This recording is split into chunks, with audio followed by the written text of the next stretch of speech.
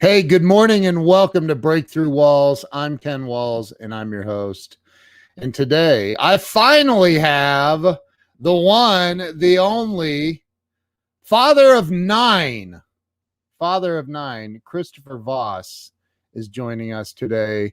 Stay with us. You guys want to hear this dude's story. It's going to be amazing.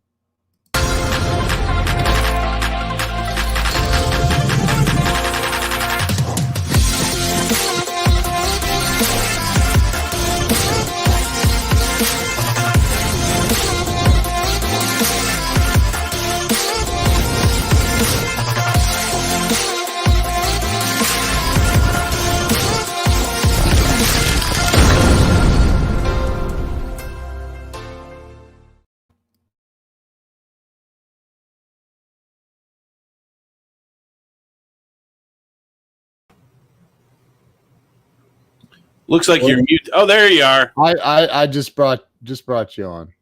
I was getting nervous. Couldn't hear you there for a second. I saw the little mute button. I'm like, uh-oh. Today is Tech Challenge Monday.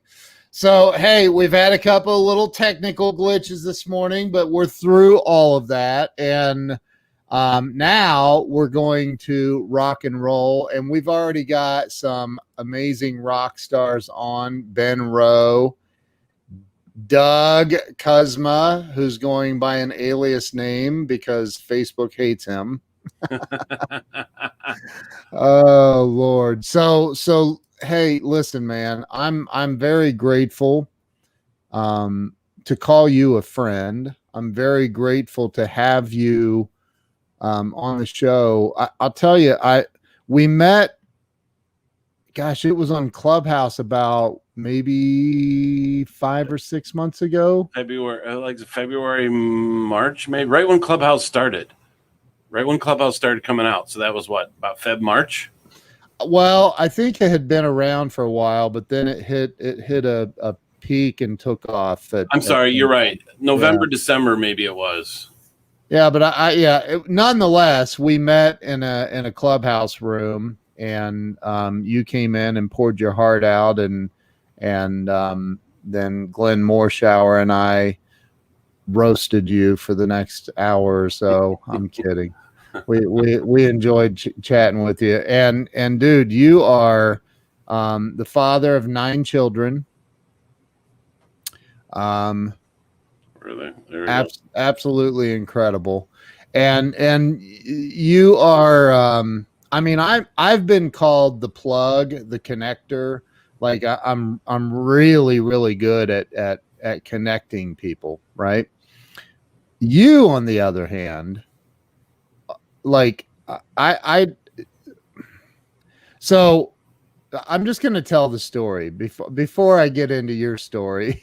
I'm going to, so one day I get a knock at the front door and there is somebody delivering, I don't even know how many, like cases and cases and cases of, what was it, the lemonade clubs or Canada Dry ginger ale lemonade flavor. There you go. That cases of it and 2-liter bottles of it. And I mean, I'm not exaggerating when I say there was enough there to like the whole neighborhood could have had some, and I still would have had some to last a long time. So, dude, you somehow tracked me down and had somebody deliver that stuff to me with a note saying thank you.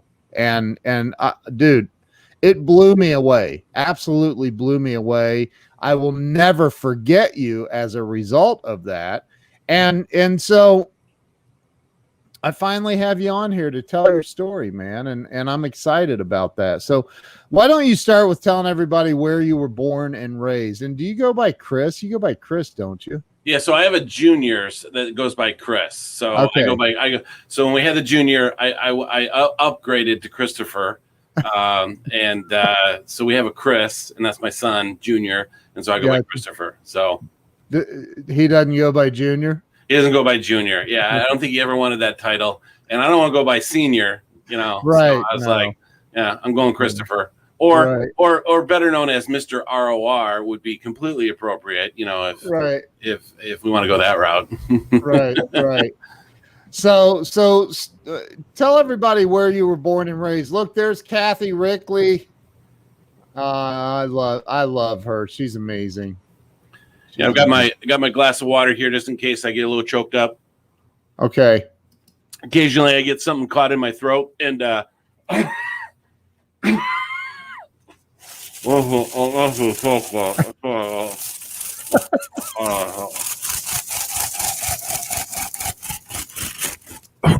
excuse me, sorry about that. Sorry, I need the water. Okay, now I can talk. Good. Where am I from? Okay. Where are you from? Where were you born and raised? So I was born in Ann Arbor, Michigan, and Ann Arbor. I was just born there. I'm not a University of Michigan fan. I just happened to be born in the city of Ann Arbor. I grew up in a little town, not a little town, a suburban town called Plymouth, and that's about 30 miles east of Ann Arbor going towards Detroit. So really, I'm dead smack in between of Ann Arbor, University of Michigan, Ann Arbor. A lot of people know that geographically, and then Detroit. So we're right dead smack in the middle. And great thing about it, being from Michigan, you can point where you live. So I'm about right there. I spent a lot of time in East Lansing because I went to Michigan State University for college. And so Michigan's been my home. I've always lived here. I've never lived anywhere else. And my wife is from Toledo. So a little, down here, she came from your neck of the woods. She's an Ohio gal. She must be really smart. She is. She definitely is. And my wife is very smart. She got accepted to Brown, University of Michigan, any of those Ivy League colleges. She's a really smart gal. So yes. So my wife's from Ohio, and I'm from Michigan. So that's where I'm from. So you were born in Ann Arbor.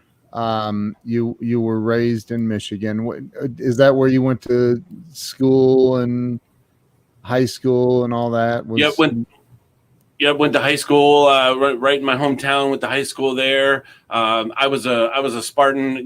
There's pictures of me when I was a little kid with a little Michigan State sweatshirt on. Always had a dream of being a Spartan.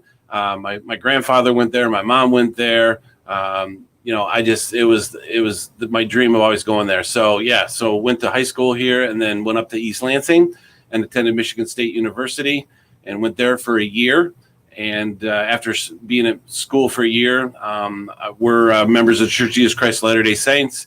Those of you are familiar with those young men that go on missions for 2 years. I put my papers in, went on a mission, and got called to serve in California, Southern California. I was near San Bernardino, also near LA and Hollywood and those different areas. I was up in the high desert. So I served a mission in California for 2 years. And then I got home and returned to Michigan State and continued my education. And that's where I met my lovely wife. She went to Michigan State? My wife was at BYU, but her parents, her mom had died of cancer, and I never got to meet Gloria.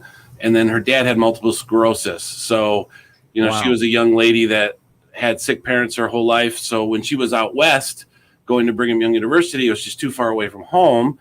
So thank goodness she came home, decided to go to Michigan State at the same time I got home. Thank goodness she did, or these 9 kids wouldn't be here. We would have both been married to someone else. So she came to Michigan State at the same time I got home from my mission, and we met, fell in love, got married. 9 kids later. Wow. But isn't there some sort of a tie that you have to Ohio State or something? Yes, there is a really great tie. And quick comment on my wife. It's not too. You mentioned the large family and lots of kids. Yeah. Now the number was 10, and we did get there, but my wife had a really bad miscarriage, and we lost that baby. So after that, we were like, "This is too risky. No more kids." But it's not often that you can find 2 people that meet, fall in love, and both want the same number of kids. She wanted 10. I wanted 10. So we're like, man, this is pretty good. We got 2 people want the same number of kids. So not too often that happens. But the Ohio State thing. So we're a big sports family, heavily into football and wrestling. My daughter was a swimmer, and my son played football in high school with a young man by the name of Michael Jordan, not the Michael Jordan from the Chicago Bulls. Yeah. And my son played center, and Michael was guard. So they played together in high school. And Michael was he's 6'7", just huge. And my son's about 6'4". And my son got injured last game of his sophomore year. And it was a bummer because his friend's getting looks from colleges. He's getting looksies. But he had a spinal cord injury, and that ended his football career. So we kind of lived vicariously through Michael and his experience. He was heavily recruited. He had a bucket that you would fit a Christmas tree in, that you put your Christmas tree in, bucket filled with letters and offers from every college that you could think of around the country. Wow. And he wanted to go play for Urban Meyer at Ohio State. And so the cool thing is there were several visits there's a couple of visits his dad couldn't take him because he was out of town on vacation. Or no, not vacation. He was out of town on business. And so I took Michael for some of his recruiting visits. Wow. And I got to tell you, it's like if you've ever flown private ever, and then you have to fly commercial again, you're like, this is horrible. Right. Going to a football game as a regular ticket holder versus going to a football game with a recruit and sitting 50-yard line, row 2. Of course, because of NCAA rules, you have to pay for things. You got to pay for your lunch and everything. But going into a private room and having a catered lunch and hanging out with all the coaches and sitting in the best seats and going out on the field before the game and going out on halftime and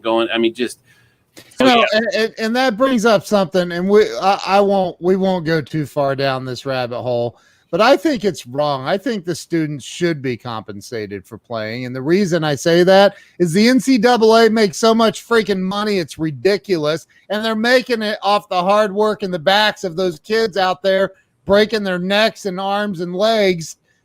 Anyway, so that's just my opinion. We'll stop there. I'll agree with you on that one because I had a lot of friends in college that were basketball players. Yeah. And how they kept this schedule of training and practice and school. And I mean, it just, yeah. I agree. And then people are like, well, they do get paid. They get paid by their free education. Come on, man. Come up with something better than that. Anyway, so you went to, now what did you study at Michigan State? So I was a communication at first, of course you're like, I don't know what I'm going to do. So you spend, $10,000 or $20,000 of your parents' money doing credit hours of not knowing what in the world you're going to do. Right. But then finally figured it out. So I majored in marketing. It was a communications major, marketing and advertising was what my major was. So, that gave me a little bit of a base regarding communications, marketing, and things like that. So that was my major. Okay. So you get out of college. Are you married when I'm assuming you graduated college. Yes, I graduated. So when I got home from my mission, I got married. I got engaged in 4 months. I got married 9 months later. I mean, my wife and we knew this is a deal. Let's go for it. And so I was married, finishing up school. And eventually you get to the point where you're like, holy crap. We had started our family. I think I had 2 kids and I still wasn't done with college. I'm like, man, I got to get done because I got to start making some money because I got kids. And so I finished up really fast. So when I graduated from Michigan State, I had 2 children at the time. And what's interesting, Ken, is when I was looking for a job, see, my father-in-law was disabled to the point that he needed to move out of his house and move into an assisted living center. And then my wife had a sister that was in 8th grade. So here's the interesting thing. Not a lot of people know this about me, but I had my own 2 kids, little ones. And then we moved to Ohio, to Toledo, so that she could move in with us. So I had my 2 kids and then my sister-in-law who was finishing 8th grade, she moved in with us. So we got an instant teenager because Blair, Jennifer's father, was sick to the point where he needed to be in assisted living. So we bought his house, but we didn't want my sister-in-law to be uprooted and have to leave and come and be with us in Michigan. So we went to Ohio. So when I was looking for a job when I got out of college, I was looking in Ohio, like Toledo. All my buddies are looking around the country for jobs everywhere, and I'm looking in Toledo, Ohio for a job. So that was a really narrowed market. So, excuse me. So you were what, 24, 23, 20? I was 20. Yeah. When we moved down there, I was about 23, 24 years old. Mm-hmm. And I mean, that's a pretty big responsibility to take on at 23, 24 years old. And literally like, for anybody that doesn't know, and no offense to anybody in Toledo, but Toledo's kind of the armpit of Ohio. I'm just kidding. It's not, it's industry is dying there. And so trying to find a job at 23, 24 years old in marketing or advertising had to be challenging. Well, we went to look what my wife just said. She says, well, I know Jennifer's not watching this right now. She'll probably watch the replay though, and she'll still love you. But no, sorry, Jennifer. Toledo is a big, small town. And there was a lot of, I mean, it was basically held up by Libby Glass, or Owens Corning, and also Dana Corporation, and then they had the home of the Mud Hens, Toledo Mud Hens. But I always knew. So Jamie Farr, who was from Toledo, that was on MASH as Klinger, he used to always talk about this restaurant called Tony Paco's and raved about it. And then I ended up marrying a gal from Toledo, and then we used to eat at Tony Paco's all the time. But Jamie Farr, being from Toledo, I kind of knew a little bit about. But here's the interesting thing. We used to drive to Toledo, Ken. My parents would take my brother and I, and we would drive to Toledo and eat at Mancy's Steakhouse and all these really cool restaurants because they had the biggest crab legs anywhere. And so I kind of grew up going to Toledo, eating with my parents at restaurants, and then lo and behold, I was going to meet a Toledo gal and marry her. But it was kind of, is that still there? That restaurant? Mancy's Steakhouse is still there. They have 4 other restaurants. They have an Italian restaurant.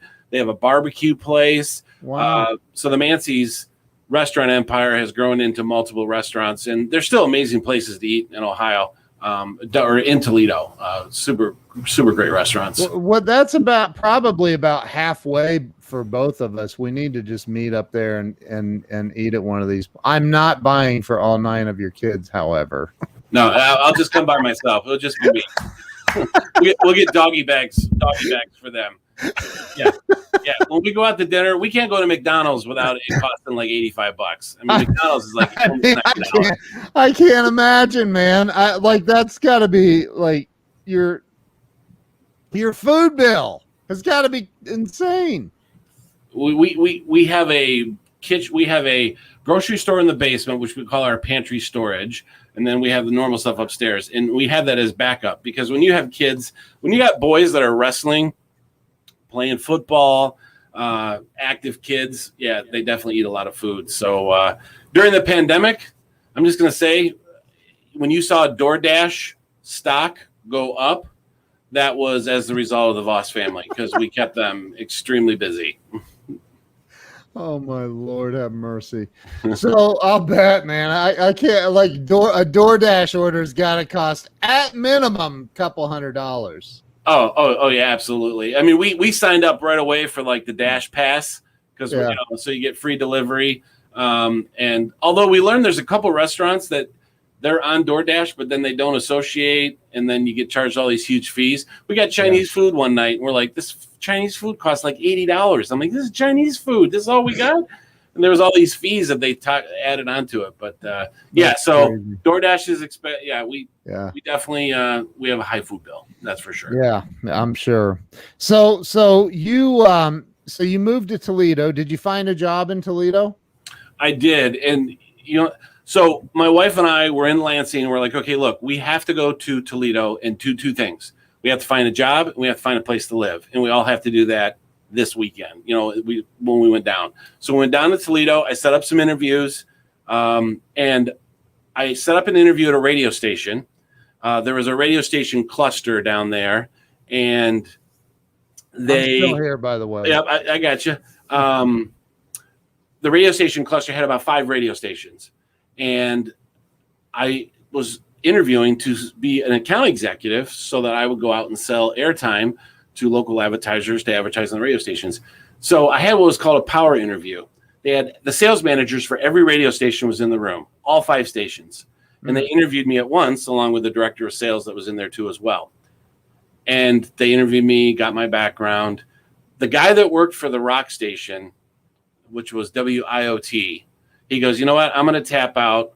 Based on your resume, I see Jesus on your resume. Church of Jesus Christ of Latter-day Saints, you served mission for your church. I just know that you're not going to sell for our station. And he goes, and so he started to explain to me some of the things they do on Friday and Saturday nights at some of the bars. And I won't even go into the names of some of these events and what they did. So he goes, I'm going to tap out. You just would not be comfortable selling for my station. So he left. Then there's this old station. And I'm like, well, who else is going to leave? But they happened to have a radio station called The River, which was, they had a clean and safe policy, meaning they won't offend a soccer mom. And the guy goes, you fit perfectly for me. I'd like to offer you a job. So I walked out of there with a job that I thought I was making. I thought I was Richie Rich coming out of there. Right. And we went over to an apartment complex, found an apartment. I didn't have any credit history. Just had my first job out of college. The woman in the office, I think, felt sorry for us. And so we got an apartment. And the reason we got the apartment is because we still hadn't done the transition of moving my wife's father out of the house and buying his house. So we had to go to an apartment first. Right. So, so we got it. Mission accomplished. We went home that week. That weekend, we went home on Sunday, and I had a job, and we had a place to stay. So mission accomplished. And your wife was not looking for, like, she wasn't going to work outside of the home? She wanted to stay home with the kids. She wanted to be a stay-at-home mom. Yeah. And so I was going to be the sole breadwinner, and that hence 9 kids. I was the one. Yeah. Wow. So you then ended up in Toledo working for a radio station, The River. My wife listens to a station down here called The River. It's a Christian radio station. Yeah. Down here somewhere. 101.5 The River, as they say. I think that's the same. If Jill, if you're still watching, confirm. But anyway, so she probably hung up after I said what I said about Toledo. That's terrible. I'm sorry. Is she from Toledo? No. She's from somewhere way worse. Erie, Pennsylvania. You definitely lost some watchers now. They're just dropping off. Just people like, your Toledo and Erie, Pennsylvania market just went down to 0. Oh, it's 104.9. She's gonna blast me on the Erie.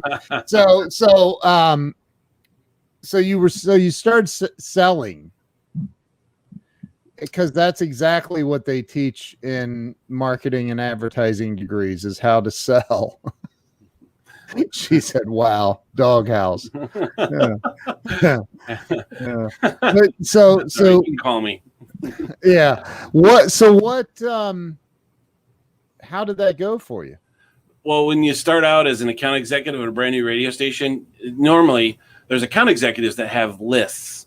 These are the guys that have been there for 5 and 10 years, and they've got like Kroger, they've got the grocery store accounts and the hospitals, and these guys are driving nice cars, making bank because they've been there for so long and they've gained all these accounts. And so the thing is, they called it account tagging. So it's called a lead sheet. So if you found out a new business that was coming to town, you filled out a lead sheet, you put the time in the right-hand corner, and you put it in the sales manager's box. Yeah. And there was a guy that I worked with, and he was really good. Like, he would go to planning commission meetings, building commission meetings for the city, and sit in the back and find out, oh, Eagle Grocery Store is coming to Toledo. They're applying for permits and going before the planning commission. So he would write down. So I would compete with him, but my lead, I had the phone book. I took the phone book and I dropped it on my desk and just opened up the phone book and went to the yellow page ads, and I would just go down through, and I would call on a business and ask them if I could come out and see them. So it was cold calls after cold calls after cold calls, and I didn't get a list. I had to develop and build my own list. So that's how I did. But I was very successful I'd spent 2 years knocking on doors for my church, having people be like, get off my property, sicken dogs on me. So at least when I called on Ed Schmidt Chevy, I didn't have to worry about a Doberman being let out in the yard to chase me out of his business. So it was a little bit easier. A little bit, yeah, just a tad. So, I think I've said it. I think that every kid in America needs to go door to door selling something before they decide on what they're going to do with it. I think just my opinion. I think we're off base sending young kids to college, telling them to choose what they're going to do for the rest of their lives. Just my opinion, only my opinion. So I do think, though, that if you go out and you knock on doors, man, there's quite the education behind that. You grow up really, really fast. And the other thing, you got to be self-motivated. I mean, no one's there telling you, hey, you got to go do this. I mean, you could literally sit around the apartment all day and pick your nose if you wanted to. Eventually, someone's going to be like, hey, get off your butt and go do something. Or if your companion that you're with is like, dude, come on, let's go. Right. You learn about rejection really fast. And, it is really a nice opportunity to kind of find yourself and grow up. Yeah, I agree. So how long did you stay at the radio station? So I was there for about 3 years, and then my father-in-law, multiple sclerosis, finally took its toll on him, and he had passed away. You want to talk about a guy that just uses MS just takes over your body, and you just slowly lose movement and he just used. The guy would take apart trains with one hand down to the bushings. It was incredible. Incredible example to me. But yeah, he passed away, and my sister-in-law graduated from high school, so we had no ties in Toledo anymore. And at the time, my parents needed some help relationship-wise, and so my wife and I felt that we needed to move back to help them. And so my sister-in-law was going off to college, and so my wife and I are, let's go back to your roots. How about your mom and dad? So now again, I'm like, okay, I'm not looking around the whole country for a job. I'm looking for a radio station job in Detroit now. And so I landed at a very big AM station, a 50,000 watt blowtorch of a station, WJR, major heritage. It was like landing the best dream job of any radio station. It was fantastic. And so I got a job there. Wow. And started working there, and had a good experience, made a lot of relationships, some really popular radio hosts and whatnot. And so then I was selling there, and then I was reading Rich Dad, Poor Dad, and my friend was reading Napoleon Hill, Think and Grow Rich, or maybe it was the other way around. Whatever it was, we read the books and swapped.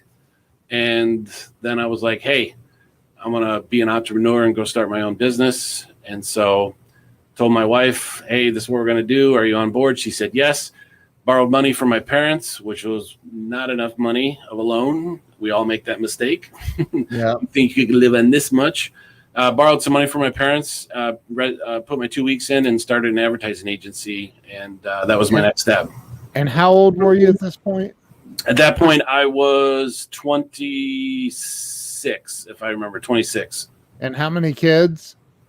At that time, probably four. Probably about four. Probably about 4 kids. 4 going on 5, maybe. Wow. At 26. Wow. So I'm probably getting those ages and dates wrong, but if my wife was on here, she could make comments like your wife was making comments, but we're in the ballpark. Yeah. So you decided to start your own advertising agency. That's not an easy thing to do. It wasn't. So how did it go? I told you, I borrowed money from my parents, basically a loan to start my business, and that was money to live on and start my business. Yeah. And that money dries up really fast because you way undershoot what you think you need. Yep. And I started, the bedroom. One of the bedrooms in the house was my office, and I remember several times my wife would come in and sit on the floor and bust into tears, thinking, "How in the world are we going to pay for our bills? You don't have any you don't have any advertising clients." Yep. Those are hard moments, and then you pick up a client, and then you pick up another client, and then things start to really spin. The problem is the national recession happened in August of 2008. And Yep. I started my business around 04-ish, and Michigan had already started to go into a recession. Michigan, 04, 05, 06, 07, Michigan was deeply going into recession because, Michigan is very tied to the big three. We're automotive state and city. And Yep. so when the automotive companies are struggling, having issues selling cars and whatnot, the whole state suffers. And so Michigan was going into a recession, and then the rest of the country caught up in 08, August of 08. So the only reason I tell you that is business was really good. I mean, worked really hard, had a lot of clients, and people, as an agency, you made 15% commission on all your media buys. So Right. if someone spends $1 million on advertising, the station gives you 15% commission of that.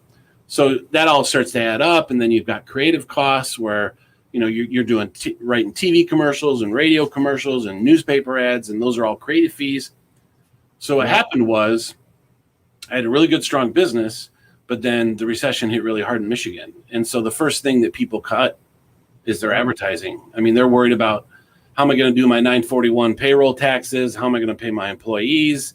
Yeah. So they cut their advertising. So you got someone that spends $1 million to spending $100,000 in advertising, and you do the math on that. You multiply that by times clients.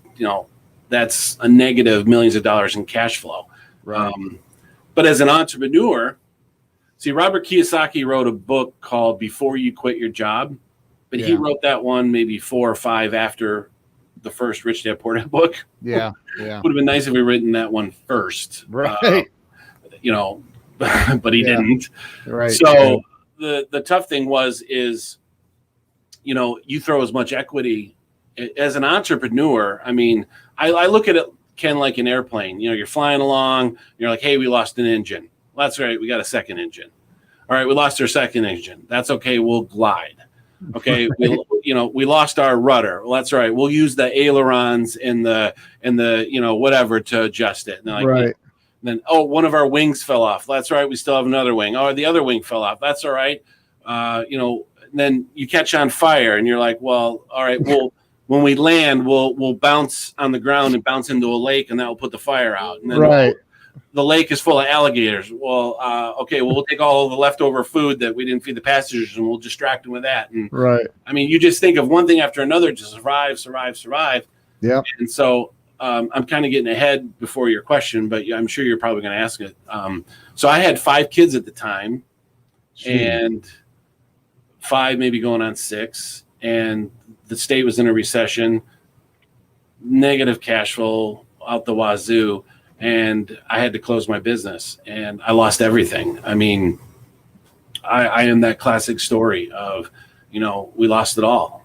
Lost our house, lost cars. I mean, we lost everything and had to cut everything. And that was really difficult when you got 5 children, maybe 6 on the way, and you lost everything. And so that was a growth time. Going through that, it was very, very, very difficult. Now in 10, 11, 9? It was 08. Oh, 8 and 9. So you went down fast. Yeah, I mean, it was when the national recession hit and banks pulled all of their equities, and even a business with good credit that paid all of their bills and loans on time. I knew business owners that called their CFOs and said, take every dollar that you can line of credit today, like bring it all. If you had $1 million line of credit, bring it over right now. Yeah. And I know several business guys that did that, and it was good because banks went in and said, your lines of credit, I know you paid on time, you paid your $1 million loan back. We're not going to loan you any more money, and we're taking all those back. So it was really a crazy time. I mean, you would drive through neighborhoods in Michigan, and there were 8 homes empty, foreclosed. It looked like a ghost. I mean, some neighborhoods were like a ghost town. It was really crazy. I went through it. We went through it as well. I don't know how we made it. Honestly, my wife and I have looked back and gone, how did we eat? How did we buy toilet paper? During that time, we went to her mom and had to borrow literally toilet paper and paper towels. Like it was crazy. So, yeah, that was a tough time. So you lost everything, and I'm very familiar with the feeling of humiliation. Oh my gosh, look at this. Look who we've got on here. Robbie. Robbie, that guy needs to get some energy, though, is what I'm thinking. And I know you're totally kidding about that because Robbie's awesome. The guy's got more. I've never met anybody like him. Just take like a tube from him, stick it in him, and then take the tube and stick it in your arm. Be like, all right, I'm good. I can keep going. I know. So you lost everything. You're humiliated. You lost your house, you said. So what did you do? I mean, where did you, you had 5 kids, maybe you said maybe a 6th one on the way. I mean, where'd you go? How did you figure it out? Yeah. So luckily my wife was talking with someone at church, and she talked about how we all of a sudden they had to move. He was an air traffic controller, and they were, the government was doing all sorts of shutdown. I mean, there was all sorts of weird things going on then. Yeah. So he had to take a job in another city like the next day, and they had this new house that they had just bought. So turning around and selling it was absolutely next to impossible, especially at that time, how the market was. Yeah. So they needed someone to rent their house. And so we worked out a deal. And it's the home that we live in, right? This is my office basement. We're still here. And so we started renting from them. Wow. So we had a place to go. And, we had a lot of, our church was very helpful to us in that period of time. And so that was a blessing to us. And having a wife that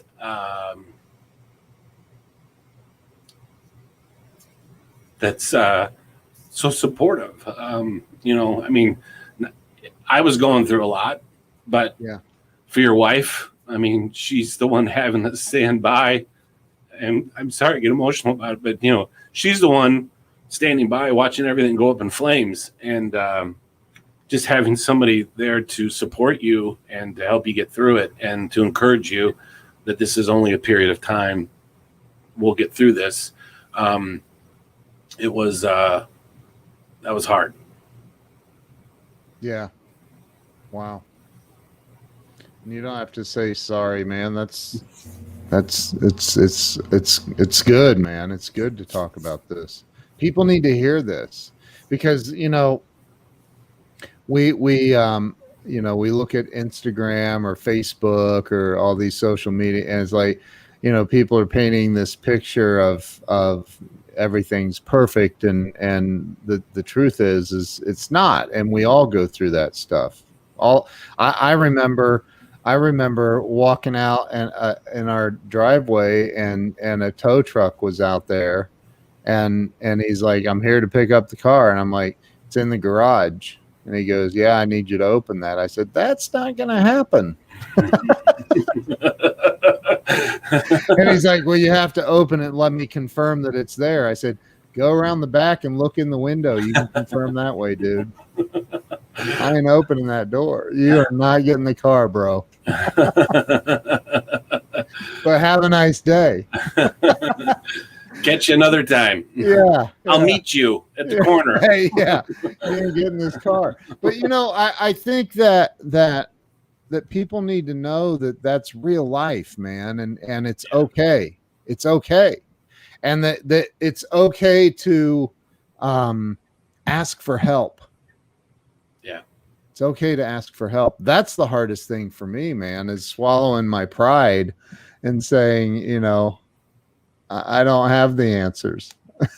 Like, right. Because as men, we're supposed to have all the answers to take care of our families, and you have, at that point, you had 5-6 kids, I mean, dude, that's crazy. You had half a basketball team.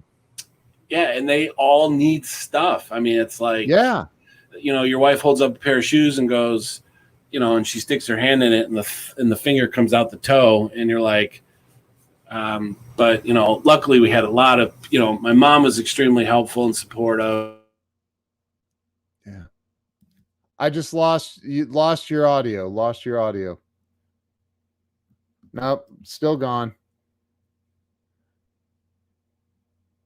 Nope, no audio. Definitely no. Nope. Testing 1 2 3. Okay, we got you back. Sorry about that. It's that little short problem that we're going to fix. We won't, so that doesn't happen. So my mom was very helpful and got a lot of help. And one of the clients that I had, that was one of my clients at the agency, hired me to work for him full time as his director of marketing. And so I started there, and so that was the landing place for me. Now it wasn't at the scale of income that we were used to for a family of our size. And so, there was still a lot of adjustment, but at least it was income. It was something that was coming in, health benefits. I mean, when you got 5 kids, they're always breaking something, cutting something, and, medical bills can add up really fast if you don't have health insurance. And so, so I was able to get a job as the director of marketing for one of my clients, and I worked for him. And, success story there. They were about a $3 million company. We grew the company to about 10 to 13 million in the duration of time that I was there. And not to, pat myself on the back a little bit, but when a company grows, it's sales, and the phone needed to ring. Right. And someone needed to pick it up and say, "Hey, yep, we'll send someone out to your house to give you a quote or sell you something." And my job was to make the phones ring, and I was really good at it. And so obviously, I ran a whole advertising agency, so I knew advertising pretty well. So doing advertising for one specific client that I already helped, made it a little bit easier to transition into that. But it was tough though, because it was still, the family our size, it wasn't cutting it. So there were years and years of still struggle. Right. Still. Yeah. And that was in what year was that you ended up getting the job? Let's see. That was 08 national recession. So 9. So I was around year 2009, 2010. About that time is when I started working for that company. Okay. And how long did you stay with them? So I was there for a total of 13 years. Wow. Yeah, I'm a really loyal guy. I'm almost as loyal as they come. And there was a little bit of a growth opportunity while I was there. But it was 13 years. It was stable. But that math doesn't add up. It's only 2021. Yeah, maybe I got the number. Yeah, shave a couple years at. Now, just full disclosure, I did have a stroke on July 1st at 19, so sometimes I'm kind of like, sometimes I get the math. So maybe about a decade, maybe 10 years. Maybe it was 10 years that I was there. But maybe about a decade. It was decent. It was a nice run. It wasn't a couple years. So you had a stroke in 2 years ago. Mm-hmm. Almost exactly 2 years ago. Mm-hmm. That had to create a whole new set of challenges, I would imagine. It was, it was one of those. So back when I was running the advertising agency, one of the things that you don't do, it'd be a great book, definitely take care of your health. I'm sure there were books that were written. I just didn't read any, but, I'm sure there's books out there. I just didn't read them. But yeah, right. When you're running a business, you're an entrepreneur and you're trying to grow. I mean, I didn't put my oxygen mask on first. I mean, I was not taking care of myself health-wise. I was working late and eating fast food on the way home. So I was about close to 400 pounds. I was a really, really, really big guy. Wow. And so years and years and years and years of abuse, of high blood pressure, high blood sugar. Eventually your body's like, okay, I can't do this anymore. So this is all an interesting thing, that part of my story, which I know we're going to talk about relationships and things like that. There's an interesting thing of why I survived that stroke. But so, yeah, it was another one of those scary times in my life. I mean, as men, you try and control everything, and you're trying to control everything that you're going through. And that's something you don't have control over. Your body's doing something and you don't have anything to do to be able to control it. So when the moment you had the stroke, were you at home? I was at the grocery store and I was with my wife, and previous to that, I was treating myself for what I thought was a pinched nerve.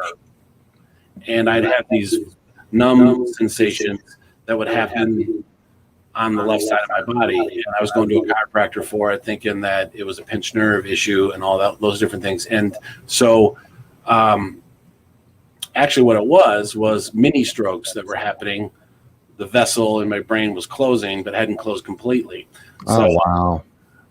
The first big one was when I was at a grocery store, and just from my foot all the way up from my foot to my shoulder, my body went numb. And you're like, holy crap, what just happened? Of course, then it affects your breathing, your heart rate, and you're freaking out. So I went to the emergency room, and the doctor said, you didn't have a heart attack, so we're going to send you home. They didn't do a CT scan of my brain. So I went to my family doctor the next week and told him what had happened. And he goes, they let you leave the emergency room without scanning your brain? I mean, if you just go to Google and type in what happened to me, word for word, the first thing that comes up is not cancer, which is usually the first thing that pops up. Yeah, right. It says stroke, and they didn't do a CT scan. So my doctor ordered a CT scan, and I was going through an insurance change at the time, and I had to delay the MRI by a week. And during that delay, I was home, and it did it again. But this time, the numbness didn't go away; it stayed. Like the numbness came. It wasn't it wasn't paralysis. It just felt like your arm fell asleep, your leg fell asleep, left side. So it stayed. It didn't go away.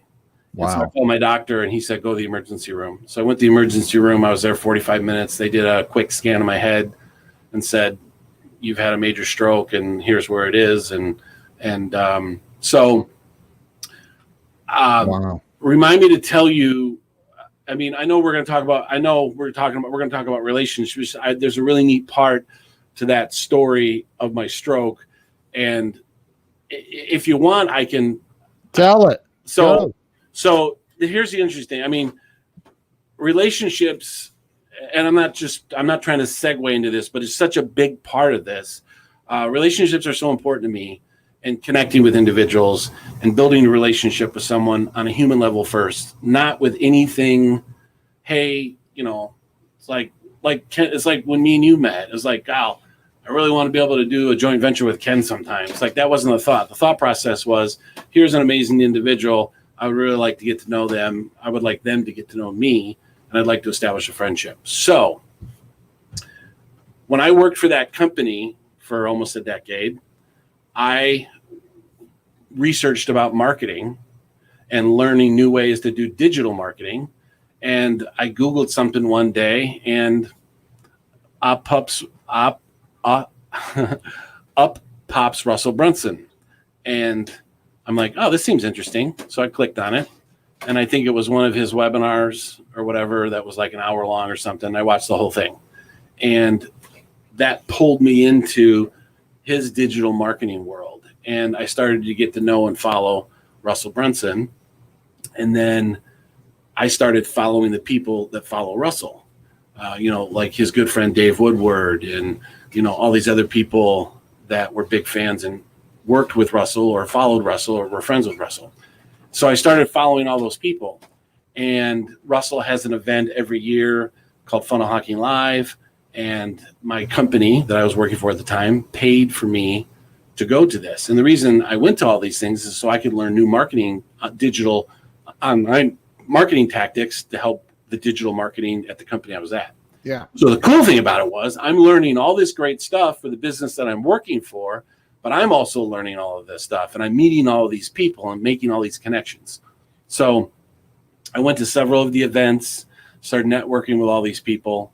I say all that to say this. I met a guy by the name of Wallace Nelson, and Wallace Nelson was very affiliated with the ClickFunnels community and the inner circle. And Wallace said, Christopher, I want to get you healthy. And so I'm going to put you into I have a beta program that I'm launching called Vitavore.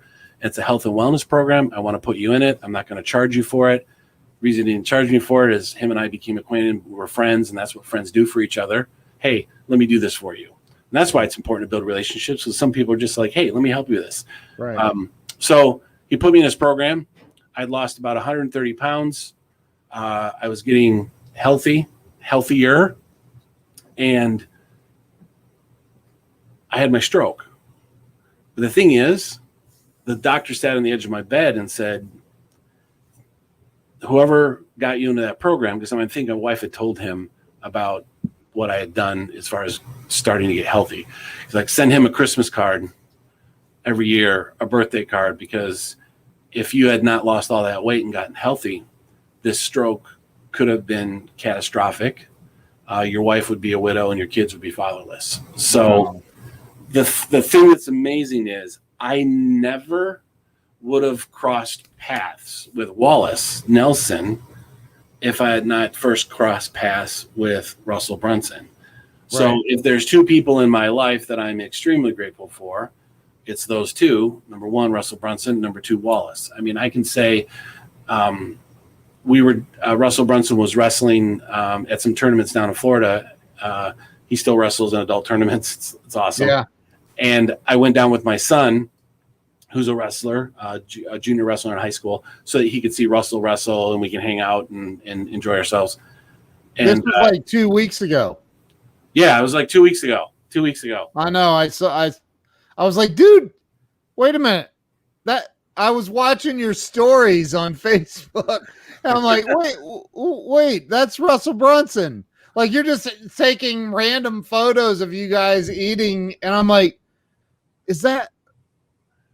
It is. That's Russell Brunson. Holy crap! Just hanging out at Joe's Crab Shack or wherever you were.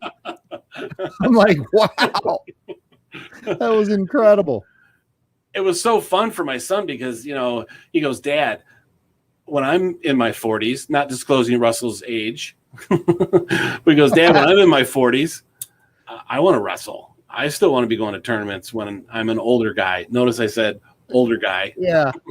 I mean, there were guys there in their 60s. They had a 60-year-olds and almost 70-year-old guys that were wrestling Greco wrestling. It was hilarious. But Wow. But Spencer got to see someone that's a successful entrepreneur, doing very well in business, a family man, still taking care of his body. So it was a great role model for my son. And the coolest thing about that whole thing is Spencer, so the first day was beach wrestling. So they made these rings on the beach, these circles, and Russell was wrestling other guys in his age in this ring on the beach in the sand. And someone would take a face plant, they come up and they have sand all over their face. And now when I went to Florida, though, you know, see, because I'm not one of those guys. You know, like some people are like, "Hey, I'm going to watch Russell Brunson wrestle," and you know, and the highlight.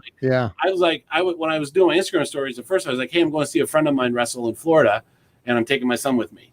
And everyone's like, "Well, who are you going to see wrestle?" I'm like, "Just a friend of mine."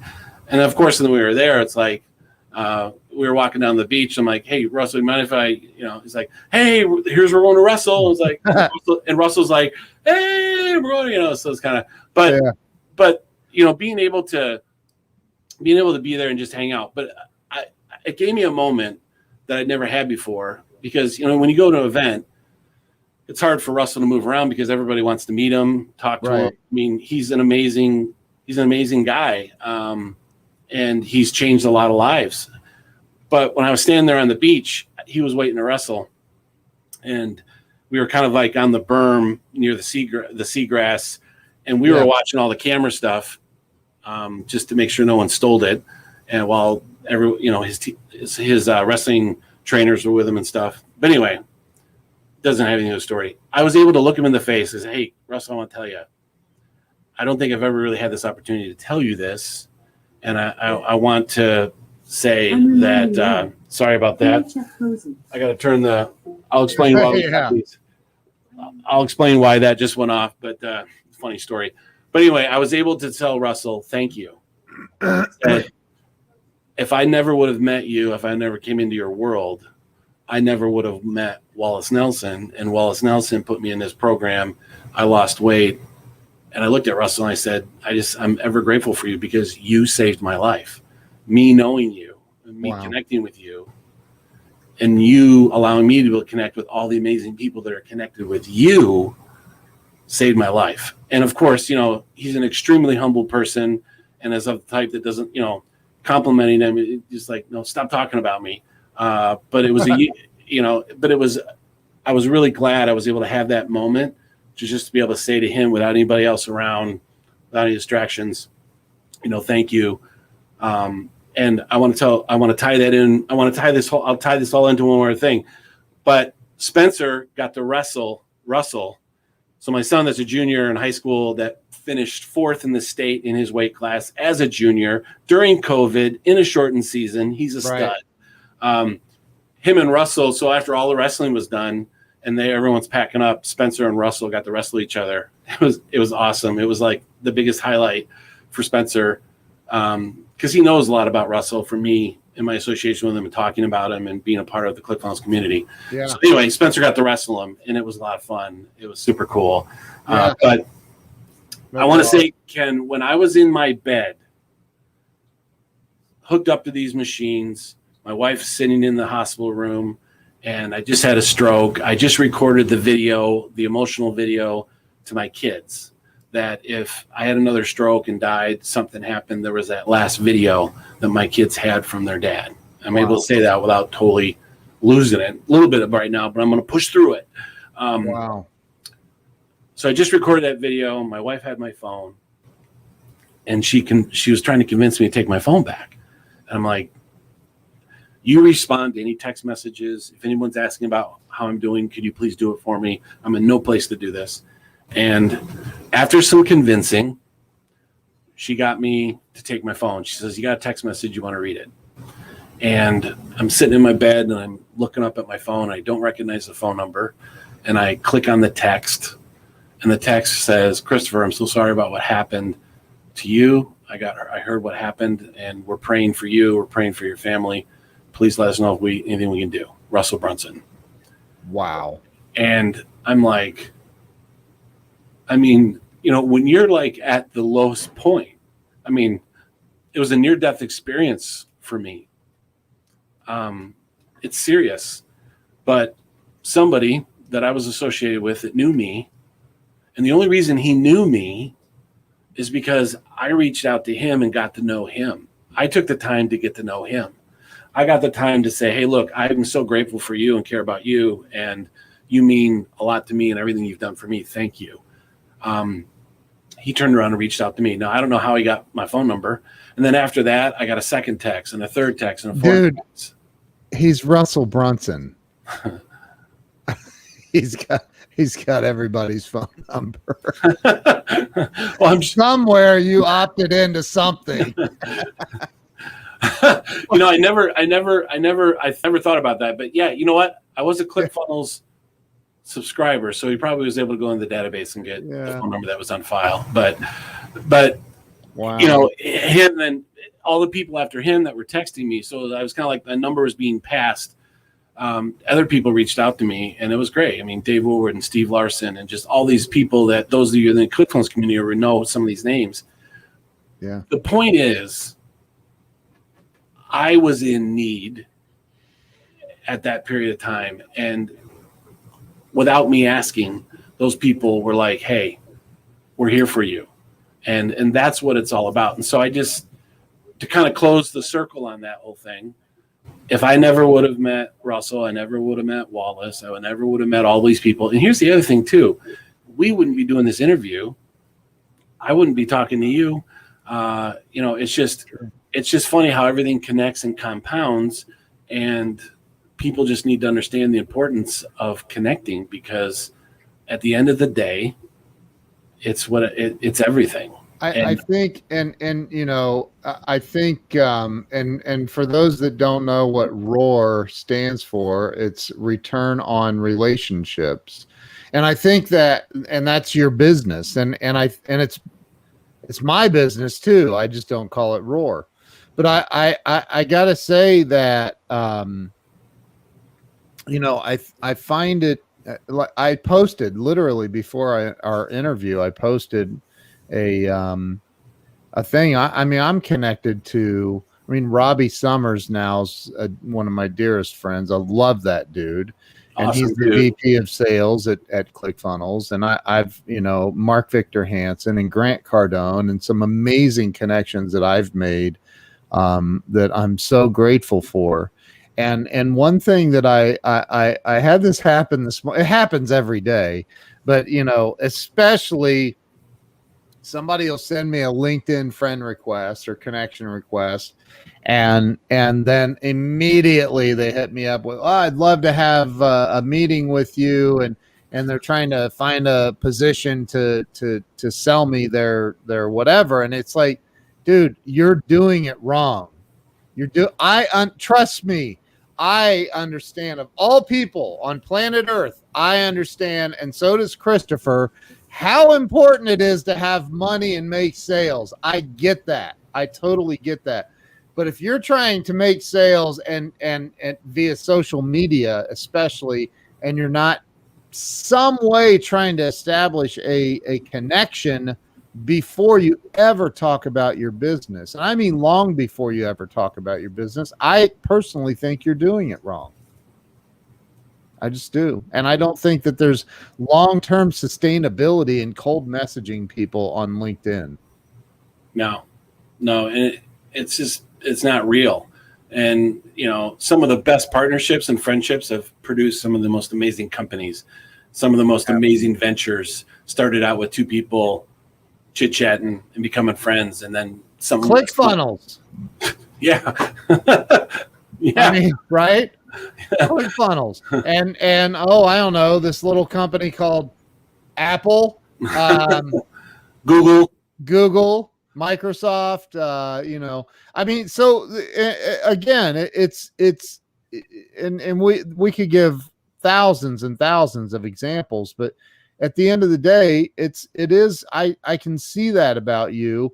Now, when I got the first delivery of the what's it called again? I keep wanting to call it club soda, but it's Canada ginger Dry, ale, lemonade, ginger ale. lemonade flavor. And by the way, those who are watching, don't send Ken any more of that because he's got plenty of it. Oh my gosh. I just got another delivery recently. Pick another flavor. I think that my first thought was, what does this guy want? But then I read the note and it was, wow, what you guys did for me that night on Clubhouse. And I was like, wow, what a great guy. What a great way to just say thank you and acknowledge. And dude, I think what you're doing is absolutely incredible. Look, my wife loves, and so does my daughter. They love that ginger ale, dude. They do. They love it. I do too. And I think that, I'd like for you to talk a little bit about the relationships and how Roar all came about. Sure. I'd love to. And and we're 5 minutes over right now, but that's okay. We can wrap up here in a few, but talk a little bit about that. I'll do the speed round speed version. Real quickly, where it all came from was I learned this since I was a kid.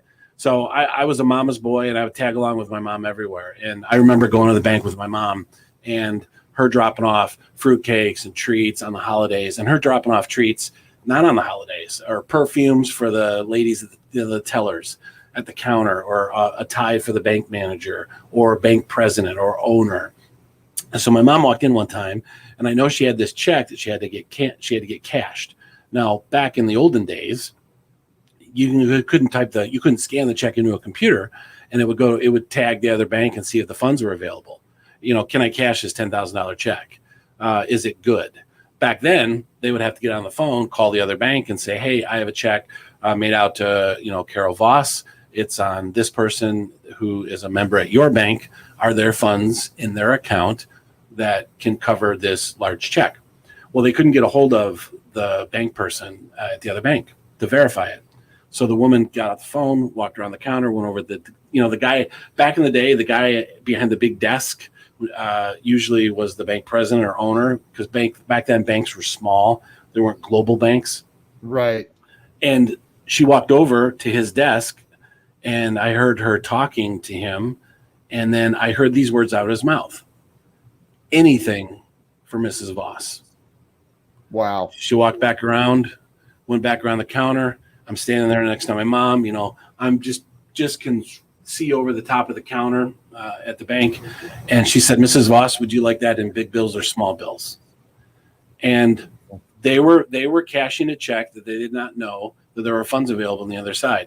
But the reason they did that, though, was because my mom and the credibility that she had with everybody there and the relationships she's built with all of them there, they knew the type of person she was. And they knew that they could trust her. And that's what it all comes down to is, who knows you, who likes and trusts you, who knows you. And so ROR was started, return on relationship. Dave Woodward actually was talking about, let's see if I can point to it. It's over here. Right here in the back, it says ROI versus ROR. Mm-hmm. And Dave Woodward did a Facebook Live talking about what's your return on investment versus your return on relationship. And I was like, that's really cool. And so that was created, which I still think is still sitting on his desk. And that's where ROR came from. And then I created the logo. But in the logo, you have two arrows that are going around in a circle. Yep. You got two hands shaking in the middle. I guess there too. And so when there's a proper ROR, when there's a return on relationship, the relationship and the opportunities are infinite. And that's why I have those circles going round and around. Because if there is a good ROR, it is never ending, and it keeps going and going. And so the most important thing that people need to understand is they need to dig their well before they're thirsty. Yep. There's going to be an opportunity in your life. There's going to be a situation in your life where you have a business opportunity or a business need or a personal need. And they say, dig your well before you're thirsty. If you wait until you're thirsty to start digging your well, you're going to dehydrate and you're going to pass out. Dale Carnegie, those of us know who he is, love his quotes. Dale Carnegie, and I like to change this, but Dale Carnegie says, you can gain more friends in 2 months by paying attention to them than spending 2 years having them pay attention to you. Yep. And so I like to take out the word friends and put in, podcast interviews, joint ventures, partnerships. You can gain more podcast interviews, partnerships, JVs, whatever, by spending 2 months showing interest in others than spending 2 years trying to get people interested in you. And that's what people do nowadays is it's all about, hey, pay attention to me, pay attention to me, pay attention to me. It's like, no. You pay attention to other people. You reach out to them. You show gratitude. You connect with them. And if you do that, that's where you get the real influence. That's where you get the real connections. I mean, I know, Ken, you have some really super amazing, powerful friends that are dear friends of yours, and it's all because of the relationship building that you've done. And so I'm passionate about this. Yeah. I teach it. I want people to learn it because if they do, sky's the limit on what you can do with your business. Sky's the limit on personal life. I think and Grant Cardone is a one of my top mentors, and I think about what he did on Undercover Billionaire. I don't know if you watched that or not, but holy awesome. crap! And he like the very first night he needed a place to sleep, he goes to the RV place, and his approach wasn't, hey, what can you do for me? His approach was, what can I do for you to earn the right to ask what you can do for me? Like, what can I do for you? Can I sweep up around here? Can I clean? Can I do, and he said this one quote that I'll never forget. Contacts turn into contracts. Contacts turn into contracts. What can you, and there are so many people. This is what I teach in my academy. Like, there's so many freaking people that want everybody to know who they are and how cool they are and what they, and it's like, dude, no, you've got it wrong, man. You've got it wrong. Look right here. This is directly from Zig Ziglar's little book of big quotes. You open up the front flap and it says, you can have everything in life you want if you will just help enough other people get what they want. And God, if people would get that, this would be a much better world to live in. That's awesome. I love that quote. That is a really good quote too. Love that. It really is, man. I think that, and again, you're living proof of that. Literally living proof. Yes. Because if it weren't for connecting with Russell Brunson and then connecting with the other dude and then losing all of the weight and getting your health in line, and when you had your stroke, you would have died and left your wife to figure out what the heck she's going to do with 9 kids all by herself. Yeah. And so that's the value, that's the importance of building relationships.